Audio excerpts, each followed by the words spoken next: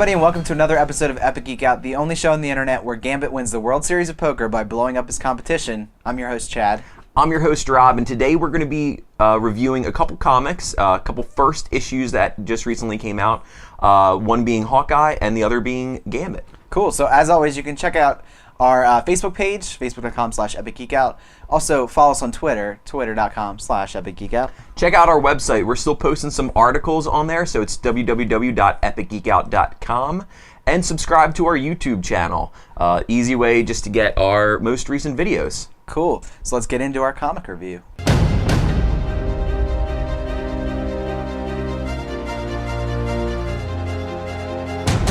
So we just grabbed two new issue number 1 comics that came out. Gambit, which is written by, what's his name? James Asmus. And Hawkeye, Matt Fraction. I don't know them, so I had to write them down. I know Gambit's volume 5 of the Gambit story. And it's volume, or issue 1, but I'm not sure about Hawkeye. Obviously, there's been a Hawkeye comics before. But yeah, two brand new issue number 1, so we figured it was a good time to hop on board with these characters. Gambit being one we both enjoyed from childhood. Hawkeye, I enjoyed in the movie. I didn't know much about him, so I was kind of anxious to read a little bit more about him. So I guess we'll start with Hawkeye. Picking it up, the art was definitely different. Kind of wasn't sure how to feel about it, and you know, I wasn't sure really what to expect from the comic. But what did you think of it? Yeah, so as, first issue. I think Hawkeye as a character, just talk a little bit about it. I just recently read an article with Jeremy Renner saying how disappointed he was in the Avengers movie. The fact that he didn't really even get to play Hawkeye because he was kind of that like Loki zombie-ish controlled dude for the most of the movie. And I actually, after reading that, I think it's quite a shame that that didn't get to happen because he's kind of like Tony Stark in like his smart assiness. Yeah. So that really came through in the comic, I thought.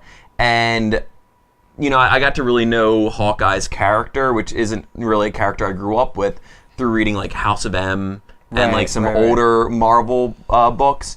And he's a great character. I mean, and this book really does a good job of humanizing the character because they say, I'm a human. I got good aim. Yeah, that's it. Like he's pretty much says that. That it's cool to hang around with the Avengers, but like I don't know, I do in my spare time. This is kind of weird. Like, and so it follows him in a kind of normal life. It focuses on his community and what he does for his community. I don't even think he wore his costume at all in the first issue, did he?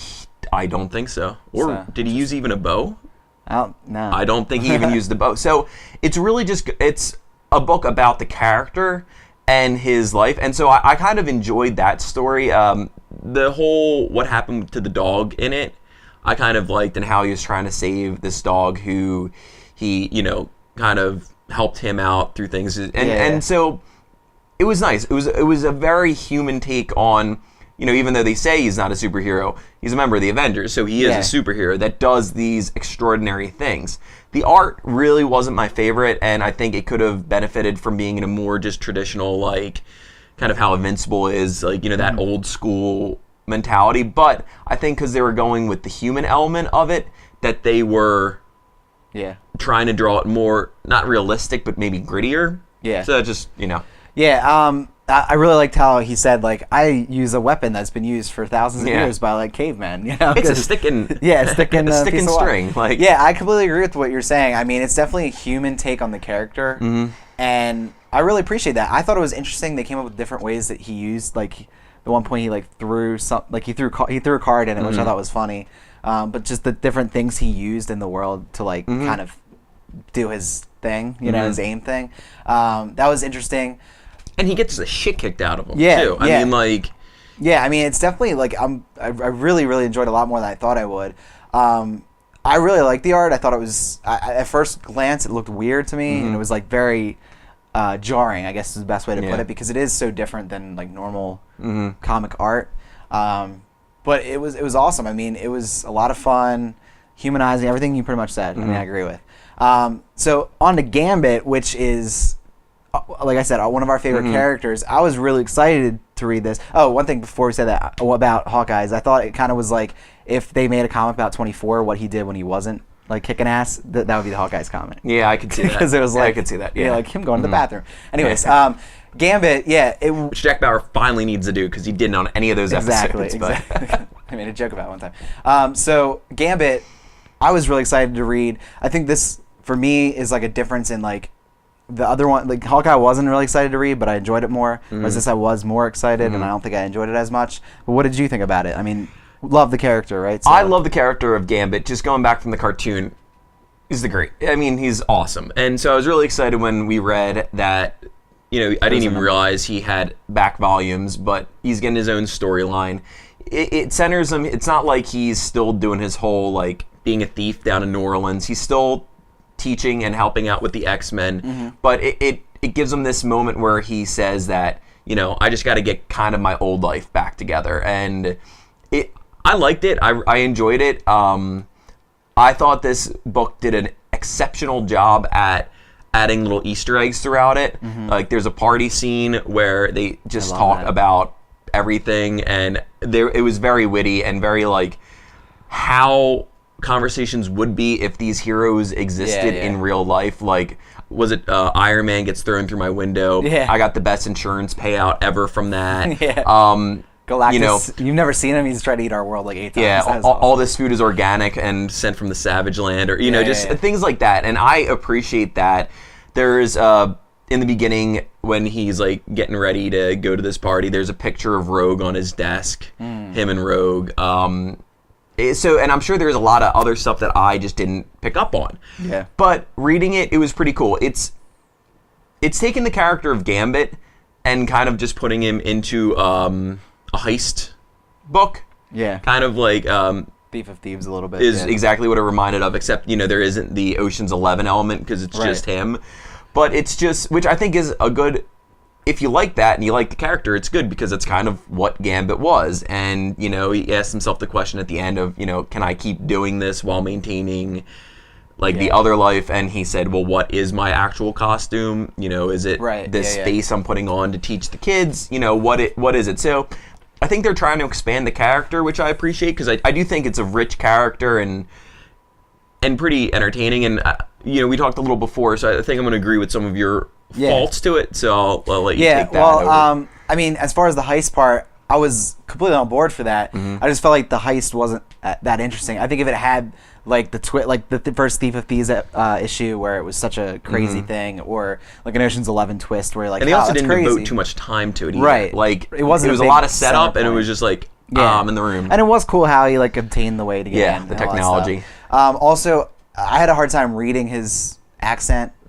Just probably maybe me. I mean, what did you? Yeah, I would agree with that. There are some words how, you know, Gambit speaks in his New Orleans-esque way that, you know, I wasn't sure of the correct way to pronounce that in my head. I'm like, well, I and don't also, know how to put it's this. exactly it, because like when you know how like when you try to do like a fake accent and that you can't do. Oh, it's and horrific. it sounds like really so bad. The best, man. Yeah, that's exactly how I read it in my head, and then I was like taken out of it a little bit. I was like, agree, oh, that's not how he agree. would sound. You know what I mean? So that unfortunate because that's just the way he talks. I also like the art. I felt was a little unfinished for some reason. I don't know what it was. I couldn't place my finger on it, but like just the way like there's a lot of pencil in it.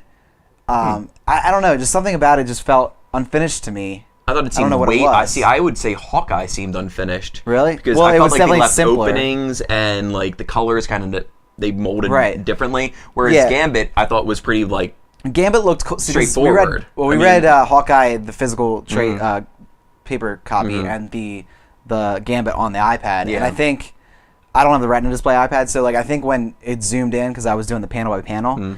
Like when it was zoomed out on a full page, I thought it looked awesome. But when it zoomed in, I felt like maybe, and that could have just been. And I read it zoomed out the whole time. That could have been the resolution. Yeah. But I don't know, just a personal preference. Yeah, I mean, overall, it was okay. It wasn't my favorite. I definitely preferred Hawkeye better. I think once it gets going a little bit, it might be a little bit better. It's sort of just like you said, a setup issue. Yeah, and I don't know if it's introducing new characters with the person who moved in next door to the Institute. I forget his name. It was pretty complicated as well. You know, like the mobster-ish looking guy, and then I'm not sure there's a woman in it who I didn't recognize, and you know, these people might have been in other issues, but I think it's kind of hard for them to also introduce new people and stuff like that. But overall, I think a good look into some new old characters, new stories. What which I definitely enjoyed. And we also randomly picked up the Avengers Assemble, which I think is kind of based off of the movie continuity. Sure. And had Guardians of the Galaxy in, which was our first kind of experience with that. And I think we both enjoyed that. Thanos it was cool. is also in it, so. Just too much to soak in. Yeah. Too many characters. There's so many comics out right now. It's just like crazy. We're trying to get to them all on top of everything else. But we enjoyed it, so check it out if you're into either of those characters, or even if you're not, you might get surprised and enjoy it. So.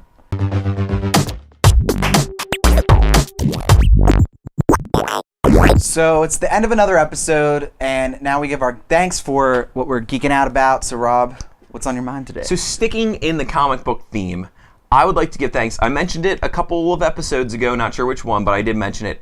Comic that I just got done reading, it's called Secret Identity. It was great. I really enjoyed this book. It's, I think, like 4 issues combined. I mean, it's a short story of this person's life, and it follows kind of an alternate universe approach on Superman, whereas it's kind of the real world like we are at right now.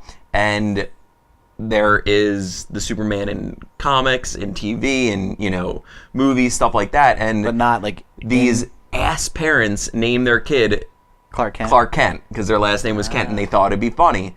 And then his life kind of develops from there. And the first 2 issues, I'd say, were kind of just setting. I don't even know if they were just setting things up. They were interesting, but it got so good at the end. And just as a book that there's not 18 more to come. It had one story of this new character, a new Clark Kent's life, was just great.